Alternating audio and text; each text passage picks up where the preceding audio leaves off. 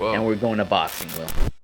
I say in the beginning of the podcast every single time, I say we're a podcast that covers combat sports, not just MMA. In this case, we're covering some boxing, Will. Nate Diaz versus Jorge Masvidal. Hey, let me ask you this. Be real, okay? All right. Were you looking forward to this one? Nope. I love Nate. I've been a Nick and Nate fan since I was fucking in middle school. We know this. So Yep, like, it's well documented.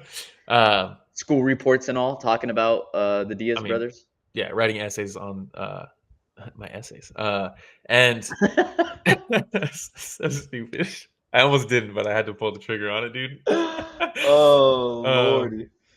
but look, going into this, look, they've already fought. They fought in the UFC for the BMF belt, the inaugural BMF belt that Nate Mm-hmm. started when he called out Jorge out of respect. He said, "He's a bad motherfucker. I'm a bad motherfucker. Let's have a fight for the bad motherfucker belt."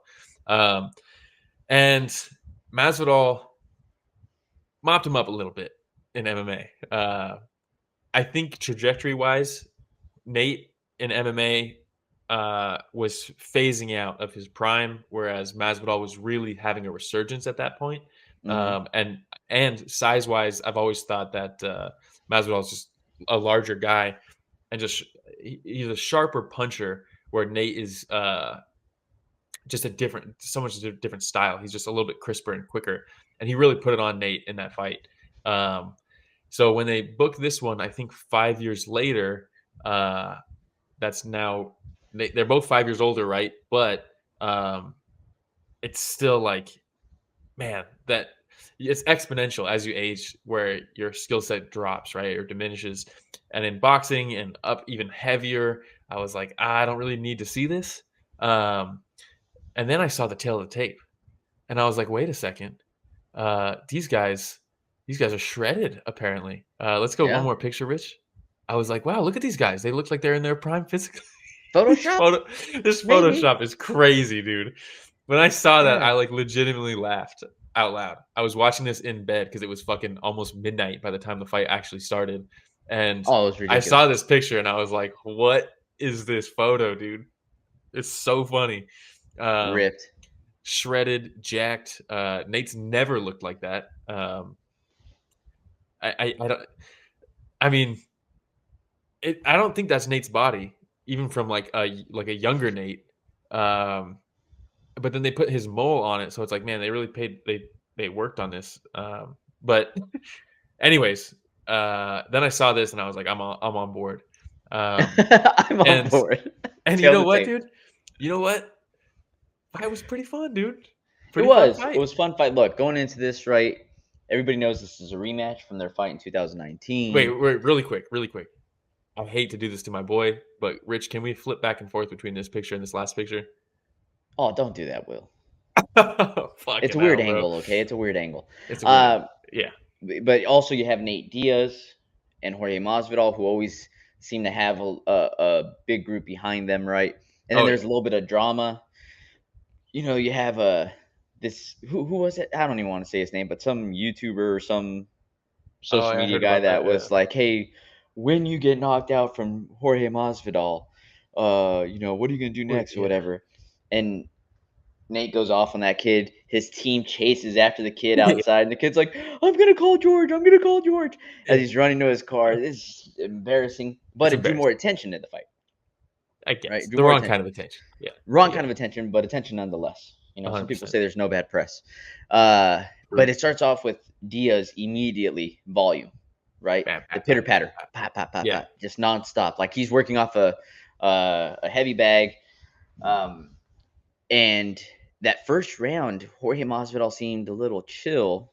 Second round, in between the first and second, actually, they're like, dude, you're gonna have to pick up the pace, man, because this is Yeah. gonna be the entire fight. Yeah. And You can't Jorge let comes him out. avalanche you. Yeah, Jorge comes out and picks up the pace tremendously. But not Yeah. just that, he's throwing with a lot more power every Dude, and time. it's crisp, dude. It's crisp. His Ah, hands have always looked very good. Uh, when he would sit down on that right hook to the body, oh, it was just I look. We all know Nate's tough as nails, dude. It's one thing to take headshots. Some guys' chins are just crazy, but to be able to take those body shots throughout the whole night and just at 39 years old, And with Nate, you never really know how seriously is he taking the camp, like, Yep. is he just gonna walk out there and do his thing? Like, was he really training hard for this? Dude, those body shots, tough as nails. Nate is tough as nails, dude. I think both of them trained really hard for this. I I think was they worried did, at dude. first because when Jorge picked up the pace during that second round, I was like, "Oh, dude, that's a big mistake." Because say what you want to say about the Diaz brothers, they're Mhm. always in shape, right? They Yeah, can always go the cardio-wise, distance. definitely. Yeah. Cardio wise, they're always in shape. Um, and you even saw it against Jake Paul, where Diaz again high volume. That's just his Yeah. thing, right? And ever since he was, back in the day, UFC, WEC, No whatever, shot. he picks it up later in the Yeah. fight. Or even if he doesn't pick it up, he stays Yeah. on that same pace Where where the you're other going person down. slows down. So Yeah. it looks like he picks it up. So I was like, Jorge, you got to be careful here, man. I was super impressed because still Yeah. going in the ninth round, the 10th Same. round, Jorge kept that exact same pace going the entire time, too. Yeah. One of them says, "Just get the hell out of that ring and give me more bare knuckle MMA." Yeah, he's got that Game Bread FC. But, if we have to plug the name of the show, the story of this fight was volume from Nate. Nate would just he's racking up the hits, racking up the punches, and then Jorge would just land this nasty like 3-punch combination, and then Nate would be back on that rhythm, and then a big combination from Jorge. Like he was like losing. I also they showed the punch stats. There's no way those were accurate, right? So let's see here. The fight ended with 182 to 151 Masvidal advantage in total punches landed, There's no way. but how much? How many punches did they say were thrown overall? It was something It was like ridiculous. 1,400 or something Yeah, it was combined. more than 1,400. Crazy, dude. Um, I mean, the pace. I just didn't expect the pace from both of them. I thought for sure Jorge was going to slow down at the end. He never really did. I did think Nate was taking the later rounds. Um, Did and you? and I did, yeah. Especially like rounds like 7 through 10. I thought Nate. I was also fucking. It was midnight. I was in bed watching on my phone, so I wasn't really scoring it.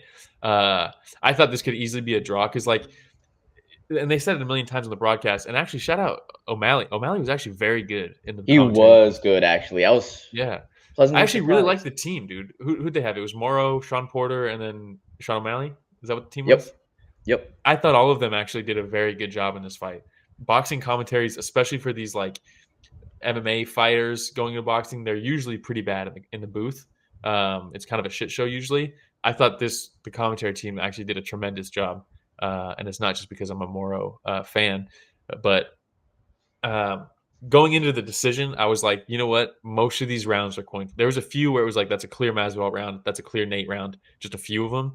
I thought a lot of these rounds were coin flips, just because Nate's just overwhelming, walking him down the entire time, throwing punches the entire time, not really doing as much damage. But then Jorge would turn around with like a 4-punch combination where he's really lighting Nate up, but then he'd go back to his back foot on his shell. So it's like, I think if you had 100 judges, like I think it'd be split. I think the judges would be split on this one. Like it just depends on Yeah. what you Well, favor, you know? you had one judge that was 95-95, another one 97-93, and another one 98-92. That one's crazy. 98-92 is nuts. Yeah. That's crazy. I think 95-95 is a super fair scorecard. Like I said, I wasn't Ninety-six, scoring it. 94. Yeah, exactly. Stuff like That that. would have I been think really because good. so many of these rounds were toss ups. So Nate alone threw 740 punches. That's Yeah, crazy, and, dude. and so in my notes, I put down here too. As far as rounds go, it's back and forth, back and forth. A few close rounds where I edged it out to Diaz because of the volume. And there were some close rounds I edged out to Masvidal because of the power landed in Yeah. some of the shots. So it's like, what do you prefer? Exactly. Yeah.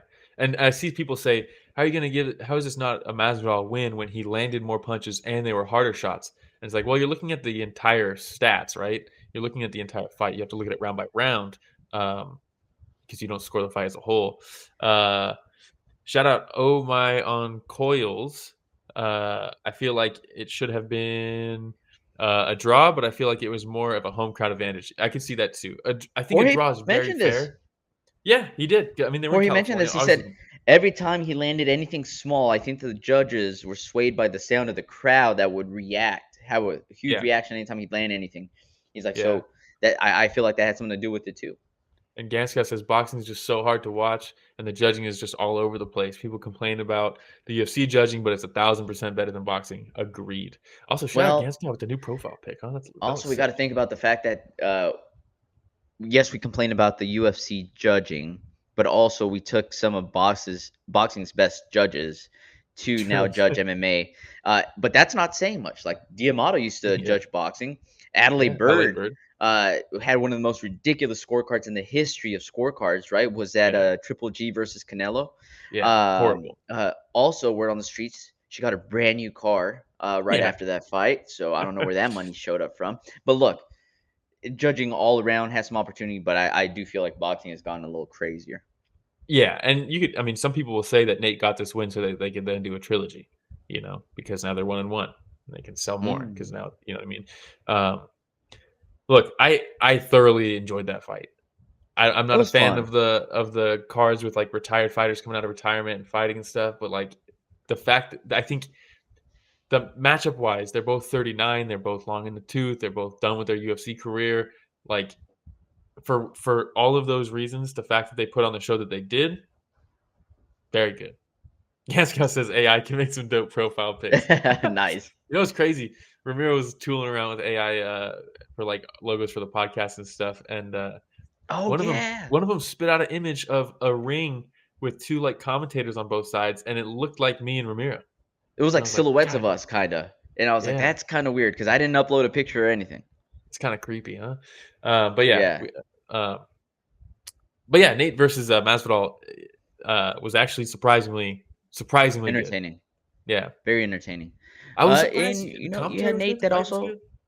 Nate starts saying, "Hey, I'm gonna go back to UFC and prove I'm the best fighter." He calls out Leon Edwards, calls out Jake Paul. Look, dude, at this point, just grab your bags, dude. Get your money. You know, Just call Nate, out you Connor. deserve it.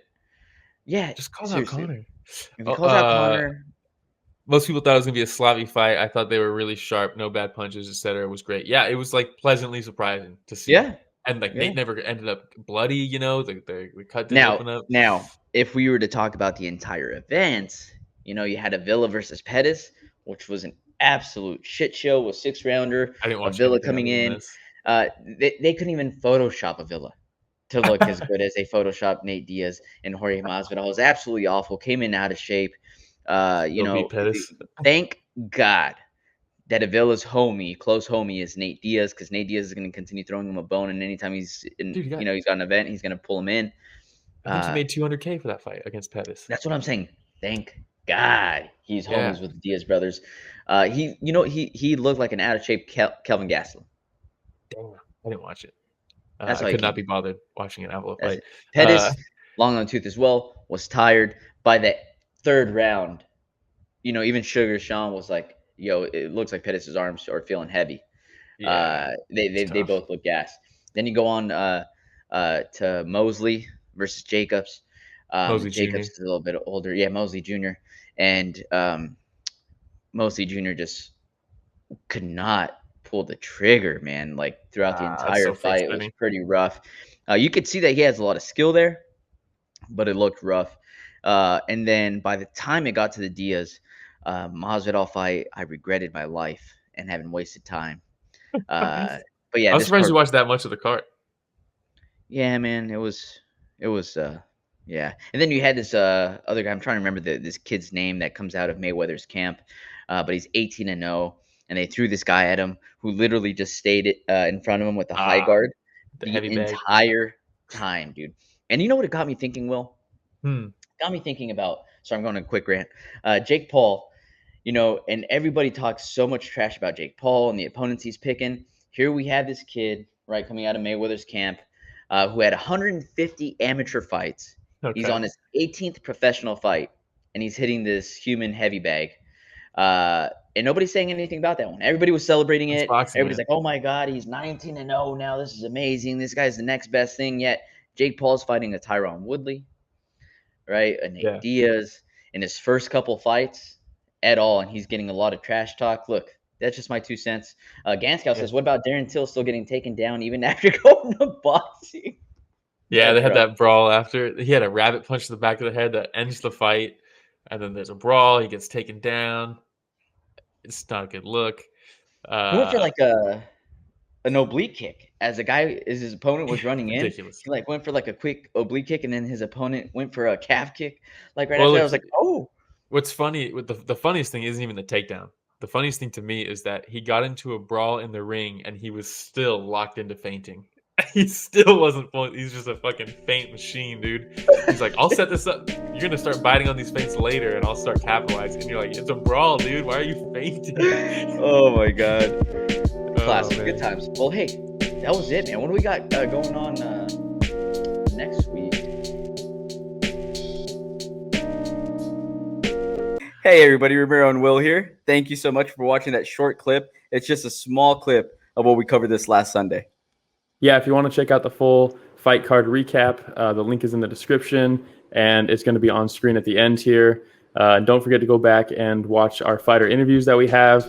And don't forget to tune in live every Sunday morning at 9 a.m. Pacific, 12 p.m. Eastern, and you can join in on the fun. Yeah, don't forget to like, subscribe, hit the notification bell. It goes a long way. All right, everybody. Thanks for watching that short clip from Story of the Fight.